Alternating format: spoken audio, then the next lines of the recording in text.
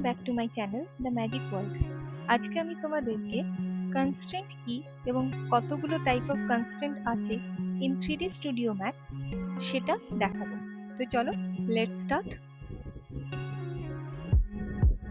Constraint কাকে বলে, কনস্ট্রেন্টটা কি এবং কি কাজে লাগে সেটা একটুখানি আগে জানি। কনস্ট্রেন্ট হচ্ছে কি, it is a type of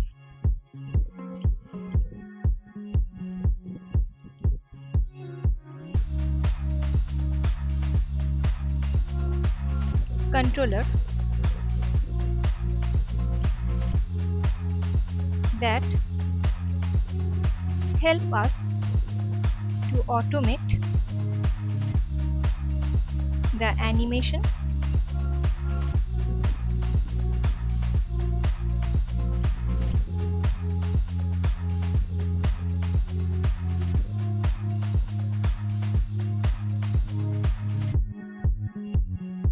process. বিভিন্ন রকমের যে অ্যানিমেশনস গুলো হয়, মেইনলি রিগিং করা কিংবা কোনো মেকানিক্যাল টাইপ অফ যে অ্যানিমেশনস যেগুলো হয়, তো সেই টাইপ অফ অ্যানিমেশনস গুলোকে তৈরি করতে গেলে আমরা এই কনস্ট্রেন্টের ব্যবহার করি। তো 3D Studio Max এ আমাদের এই কনস্ট্রেন্টটা কোথায় আছে সেটা একটু দেখি এবং আমাদের কতগুলো টাইপ অফ কনস্ট্রেন্ট আছে সেটাকে একটুখানি বলি। জেনারেলি আমাদের কনস্ট্রেন্ট এখানে 6 টাইপস অফ আছে।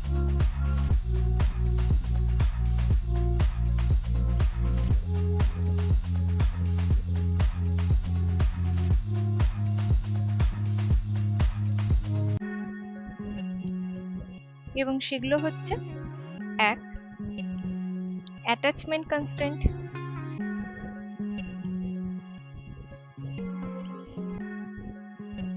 দুই, লিঙ্ক কনস্ট্রেন্ট; তিন, লুক অ্যাট কনস্ট্রেন্ট;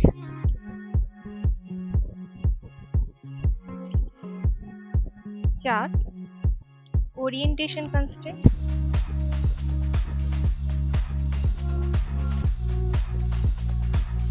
পাঁচ, পাথ কনস্ট্রেন্ট;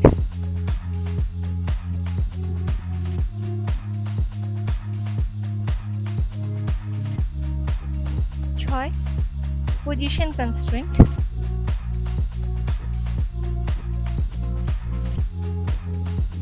আর 7 নম্বর হচ্ছে সারফেস কনস্ট্রেন্ট। এখানে একটু ভুল হয়ে গেছিল, সেটা হচ্ছে আমাদের 7টা টাইপ অফ কনস্ট্রেন্ট আছে। তো লাস্ট কনস্ট্রেন্ট হচ্ছে সারফেস কনস্ট্রেন্ট।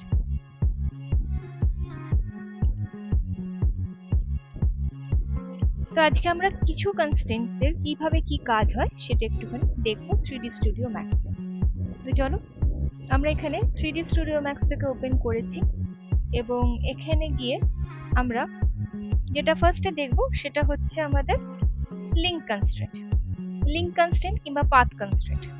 তো সবার আগে পাথ কনস্ট্রেন্টটা তৈরি করতে গেলে যেটা করব, যে আমরা এখানে একটা পাথ ড্র করব এবং সেই পাথটার উপর দিয়ে যাতে আমার কোনো অবজেক্ট কিংবা কোনো প্রিমিটিভস যাতে ওই পাথটাকে ফলো করে, তো সেটাকে আমি পাথ কনস্ট্রেন্ট দিয়ে কিভাবে অ্যানিমেশনস করতে পারি সেটাই দেখাই। তো যেহেতু আমি বললাম যে পাথ কনস্ট্রেন্ট করব, তো পাথ করতে গেলে আমার সবার আগে দরকার একটা পাথ। 3D Studio Max এ পাথটাকে আমরা কোথায় পাবো? আমরা স্প্লাইনের মধ্যে পাথ পাবো।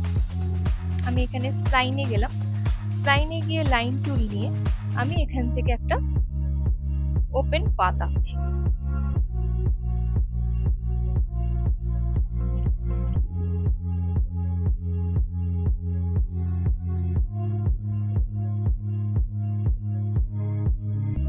এবং এই পাথটাকে একটু স্মুথ করার জন্য আমি যেটা করব সেটা হচ্ছে এই ভার্টেক্স গুলোকে সিলেকশনস করে তার উপরে রাইট ক্লিক করে আমি এটাকে স্মুথ করতে পারি।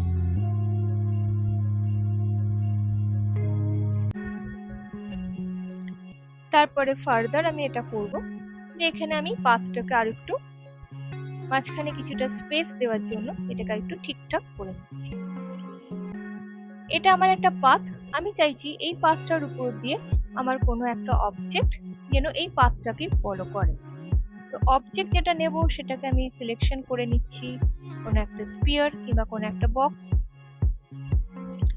তো আমি এখানে এই পাথটা আঁকার পর আমি এখান থেকে যেটা করব যে আমি প্রিমিটিভস এর মধ্যে থেকে আমি কোন একটা প্রিমিটিভকে সিলেকশন করছি। আমি এখানে বক্স প্রিমিটিভটাকে নিয়েছি। এবার আমি চাইছি আমার এই যে বক্স যেটা আঁকলাম সেই বক্সটা আমার এই পাথটাকে ফলো করবে থ্রু পাথ কনস্ট্রেন্ট।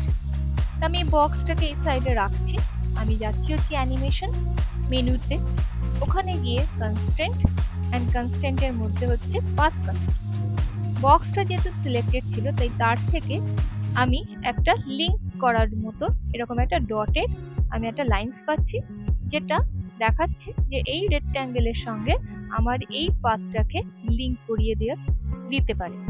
তো আমি এটার সঙ্গে আমি এই পাথটার উপরে ক্লিক করছি। যে মুহূর্তে পাথটার উপরে ক্লিক করলাম তাতে কি হলো, আমার বক্সটার অটোমেটিকলি একটুখানি পাথের উপরেই চলে এলো। এবং যেহেতু এটা আমার একটা অ্যানিমেশনের এফেক্ট, তাই আমি যতক্ষণ না এটাকে প্লে হেডটাকে সরাবো আমি ততক্ষণ এই বক্সটা যেই পাথটার উপর দিয়ে ফলো করছে সেটা বুঝতে পারবো না। তো দেখো আমি এখানে যে মুহূর্তে প্লে হেডটাকে সরাচ্ছি, তো দেখো আমার বক্সটা কিন্তু ওই পাথটাকে ফলো করছে। কিন্তু বক্সটার মধ্যে একটু অ্যাবনর্মালিটি রয়েছে। কি অ্যাবনর্মালিটি? যে বক্সটা যেরকম ভাবে সোজা হয়েছিল সেভাবেই রয়েছে, যেখানে যেখানে বেন্ড হওয়ার কথা লাইক এই পয়েন্টগুলো, সেখানে কিন্তু বক্সের কোনো রকম কোনো চেঞ্জেস কিংবা কোনো বেন্ডস আমি দেখতে পাচ্ছি। তো যাতে আমার এই পাথটার মধ্যে যেহেতু অনেকটাই কার্ভস রয়েছে, তো সেই ক্ষেত্রে আমি চাইছি আমার এই রেক্ট্যাঙ্গেলটা প্রত্যেকটা কার্ভসের সাথে সাথে তার পজিশনস বা তার ফেসটা একটু চেঞ্জ করুক, অ্যাজ ইফ যেন পাথটাকে এরকম ভাবে ফলো করলে যেন রিয়ালিস্টিক লাগে। তো তার জন্য কি করব, আমি যখনই এখানে লিংক কনস্ট্রেন্ট করলাম, আমার এখানে কমান্ড প্যানেলে লিংক কনস্ট্রেন্ট রিলেটেড এখানে সমস্ত প্যারামিটার চলে আসে। তো সেখান থেকে গিয়ে আমি এখানে সিলেকশনস করব যে অ্যালং দ্য পাথ, এবং এখানে নিচে দেখা একটা ফলো বলে অপশনস আছে, তো আমি ফলোটার উপরে চেক অন করে দেবো। যে এই মুহূর্তে চেক অন করলাম, দেখো আমার বক্সটা ছিল সোজা, সেটা কিন্তু একদম পুরোপুরি ভাবে পাথের দিকে ফেসটা করে নিল। এবং তার ফলে এরপরে যদি আমি প্লে হেডটাকে সরাই, তাহলে দেখলে বুঝতেই পারছো যে আমার এই বক্সটা পুরোপুরি ভাবে পাথটাকে ফলো করছে আস্তে আস্তে। তো আমরা এভাবে যে কোনো পাথ কনস্ট্রেন্টের সাহায্যে আমরা যে কোনো অবজেক্টকে একটা পাথের সঙ্গে লিংক করিয়ে আমরা একটা অ্যানিমেশনস করতে পারি। তো আই হোপ যে তোমরা এই ভিডিওটাতে দেখে বুঝতে পেরেছো এবং এনজয় করেছো। See you in the next video. Till then, goodbye.